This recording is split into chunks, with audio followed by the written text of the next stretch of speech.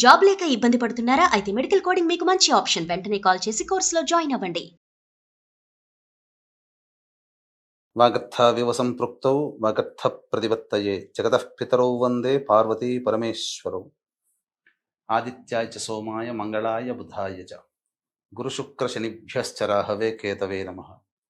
శృంగేరి జగద్గురు పీఠాధిపతులకి, కంచి పీఠాధిపతులకి నమస్కారములు తెలియచేసుకుంటూ కార్యక్రమాన్ని ప్రారంభిద్దాం.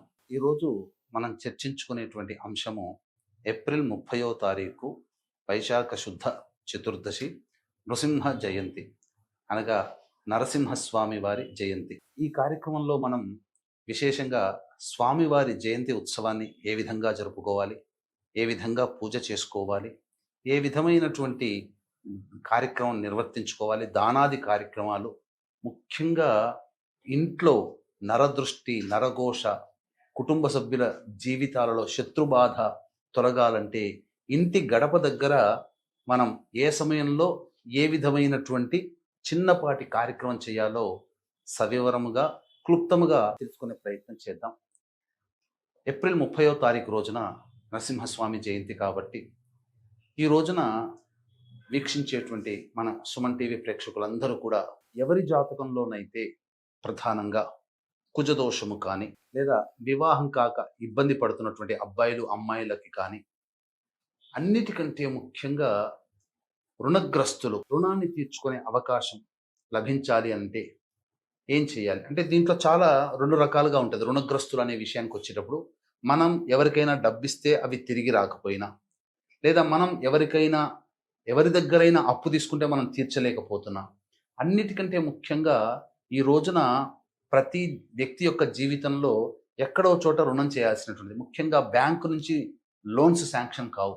అది హౌసింగ్ లోన్ కావచ్చు, పర్సనల్ లోన్ కావచ్చు, వెహికల్ లోన్ కావచ్చు, ఏదైనా కానీ అటువంటిది దైవానుగ్రహం పొంది మనకు అతి త్వరగా మనకు రావాలి అనుకున్నప్పుడు ఈ రోజున చేయబోయేటువంటి చిన్న చిన్న పరిహారాల గురించి తెలియజేసుకున్నాం. ముందుగా వీక్షించేటువంటి ప్రేక్షకులు ఈ రోజున లక్ష్మీ నరసింహస్వామి వారి చిత్రపటానికి కానీ, లేదా స్వామివారి విగ్రహానికైనా, ఇవేవీ లేకపోతే విష్ణు లక్ష్మీ సమేతుడైనటువంటి విష్ణు చిత్రపటానికైనా కానీ, విష్ణు విగ్రహానికైనా కానీ చక్కగా తులసీమాల వేసి ఆ స్వామికి పంచోపచార విధానంగానైనా షోడశోపచార విధానంగానైనా పూజ జరిపి, లక్ష్మీ నృసింహస్వామి అష్టోత్తరంతో కానీ, విష్ణు అష్టోత్తరంతో కానీ అర్చన చేసి ధూపదీప నైవేద్యంలో భాగంగా ఈ రోజున వడపప్పు, పానకము, చలివిడి, ఇవి 3 స్వామివారికి నివేదన చేయాలి. అభిషేకం చేసేటప్పుడు ఆవు పాలు, ముఖ్యముగా తేనెతో ఆ స్వామికి అభిషేకం జరిపించాలి.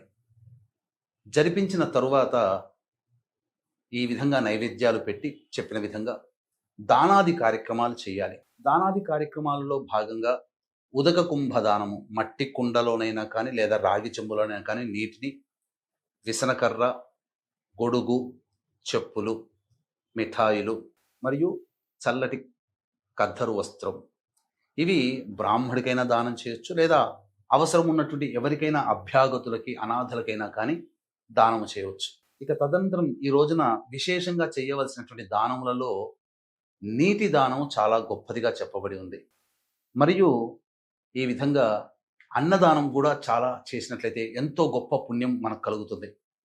అన్నిటికంటే ఇంకా విశేషంగా మన ఇంటి దగ్గరైనా కానీ, ఎక్కడైనా కానీ చలివేంద్రము ఏర్పాటు చేసి దాహార్తితో ఇబ్బంది పడుతున్నటువంటి బాటసారులకి, ఎవరికైనా వచ్చే పోయే వాళ్ళకి మజ్జిగ నీరైనా లేదా మంచినీళ్ళైనా కానీ దానం చేయొచ్చు. లేదా ఒక 500 రూపాయలు మనం పెట్టుకుంటే, లేదా ఒక 100 రూపాయలు పెట్టుకుంటే 20 వాటర్ బాటిల్స్ వస్తాయి. 500 పెడితే 100 వస్తాయి.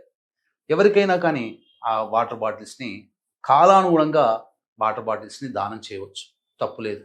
ఇక ప్రధానంగా ఈ రోజున స్వామివారికి నెమలి పింఛము కనుక స్వామివారికి సమర్పిస్తే కాలసర్పదోషాలు తొలగిపోతాయి. అనారోగ్య సమస్యలతో బాధపడేటువంటి వాళ్ళు వెండి బిళ్ళ స్వామివారికి సమర్పించండి. అంతేకాకుండా ముఖ్యంగా ఈ సంబంధించినటువంటి రుణగ్రస్తులైనటువంటి వాళ్ళు ఈ రోజున లక్ష్మీ నృసింహ కరావలంబ స్తోత్రాన్ని 108 సార్లు పారాయణం చేయండి. అలాగే కుజదోషంతో బాధపడుతున్న వాళ్ళైనా, వివాహం కాక ఇబ్బంది పడుతున్నటువంటి అమ్మాయిలకి అబ్బాయిలకైనా కానీ ఈ రోజున లక్ష్మీ నరసింహస్వామి వారి అభిషేకము, అష్టోత్తర పూజా విధానం అంతా చేసిన తర్వాత ఆ స్వామివారికి కళ్యాణం జరిపించండి. తప్పకుండా మీ మనోరథం నెరవేరుతుంది అని చెప్పడంలో ఏమాత్రం సందేహం లేదు. అలాగే ముఖ్యంగా లక్ష్మీ నరసింహస్వామి వారికి సంబంధించినటువంటి గడప పూజ గురించి మనం చెప్పుకున్నాం కదా, అది కూడా తెలియజేసుకుందాం.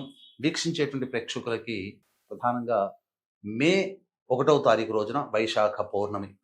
ఈ సందర్భంగా మీ జాతకరీత్యా కలుగు విద్య, వివాహ, ఉద్యోగ, దాంపత్య, అనారోగ్య సమస్యల నివారణకి, అలాగే శత్రుబాధ, నరఘోష, నరదృష్టి, కోర్టు సమస్యలు, వీసా ప్రాబ్లమ్స్తో బాధపడుతున్నటువంటి వాళ్ళు, ముఖ్యంగా మేష, మిథున, కర్కాటక, సింహ, కన్య, వృశ్చిక, ధనస్సు, కుంభ, మీన రాశుల్లో జన్మించిన వారికి శనిదోష నివారణకై శనిదోష నివారణ పూజలు, హోమాలు, సర్వదోష నివారణ కార్యక్రమంలో భాగంగా జరిపించి శక్తిపాతము చేసినటువంటి కరుంగలి మాలని మీకు ఇవ్వడం జరుగుతుంది. ఈ కార్యక్రమంలో గోత్రనామాదులు నమోదు చేసుకోదలిచినటువంటి భక్తులు మే 1వ తారీఖు సాయంకాలం 5 గంటల లోపల నమోదు చేసుకోండి. సాయంకాలం 6 గంటలకి కార్యక్రమం ప్రారంభమవుతుంది.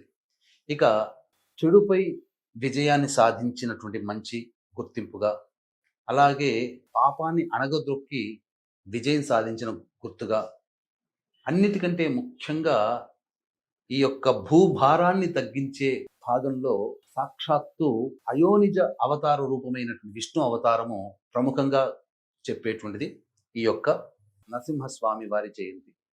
హిరణ్యకశిపుని సంహారార్థమై ప్రహ్లాదుని అభ్యర్థన మేరకు కాలం కాని కాలం, సమయం కాని సమయం, నింగి నేల కాని చోట ప్రదోషకాల సమయంలో హిరణ్యకశిపుణ్ణి తన యొక్క గ్రోళ్లతో సంహరించడం జరిగింది. ఆ సమయం ప్రదోషకాలం, సంధ్యా సమయం.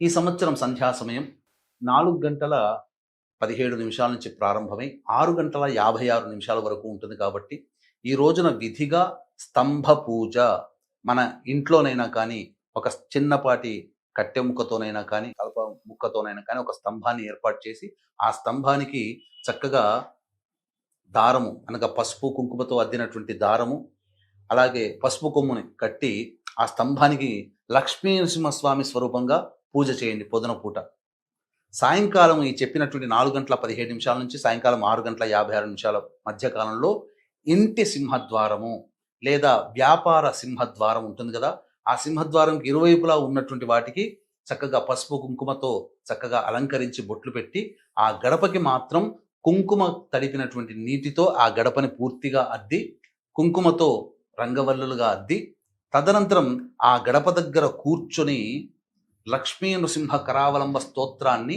ఆ 2 గంటల్లో ఎన్నిసార్లైనా మీరు చేయవచ్చు.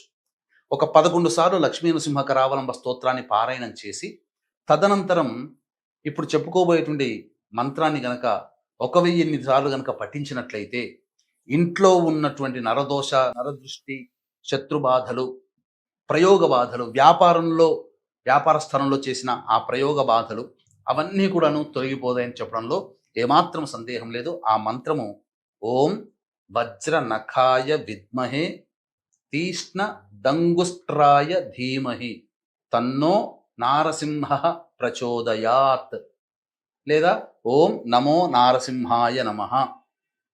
ఈ సింపుల్ నామాలైనా కానీ మళ్ళీ నరసింహ గాయత్రి ఓం వజ్ర నఖాయ విద్మహే తీష్ణ దంగుష్ట్రాయ ధీమహి తన్నో నారసింహ ప్రచోదయాత్. ఈ యొక్క గాయత్రి నరసింహ గాయత్రి మంత్రాన్ని జపించండి. తప్పకుండా మీ ఇంట్లో తిష్ట వేసినటువంటి సమస్త శత్రుబాధలు, పీడితలు, ప్రయోగ బాధలు పూర్తిగా తొలగిపోతాయి. అవకాశం ఉంటే ఈ రోజు ఉపవాస నియమాన్ని పాటించండి. పండ్లు, పాలు పదార్థాలు తినవచ్చు. సాయంకాలం ఈ పూజ చేసి తదనంతరం లక్ష్మీ నరసింహస్వామి దేవాలయాన్ని కానీ, విష్ణు దేవాలయాన్ని కానీ సందర్శించుకొని అర్చనాది కార్యక్రమాలు జరిపించుకొని నక్షత్ర మండలంలో చంద్రుణ్ణి చూసి అప్పుడు మీరు భోజనం చేయండి. తప్పకుండా ఈ చెప్పబడినటువంటి విధానంగా మీ మనోరథం నెరవేరుతుంది. అలాగే వైశాఖ పౌర్ణమి సందర్భంగా సాయంకాలం 6 గంటలకి మన పీఠం ఆధ్వర్యంలో జరిగే సర్వదోష నివారణ పూజల హోమాల్లో కూడా మీరు మే 1వ తారీఖు సాయంకాలం 5 గంటలకి లోపల నమోదు చేసుకొని శక్తిపాదం చేసినటువంటి కరుంగలిమాలని పొందవచ్చు. ఈ విధంగా ఆచరించడం ద్వారా ఆ నరసింహస్వామి యొక్క అనుగ్రహాన్ని మీరు పొందుతారు. ఎందుకనంటే ఆపద సమయంలో, శరీరం తగలబడుతున్నటువంటి సమయంలో సాక్షాత్తు ఆదిశంకరాచార్య వారి నోటి నుంచి జాలువారినది లక్ష్మీ నరసింహ కరావలంబ స్తోత్రం.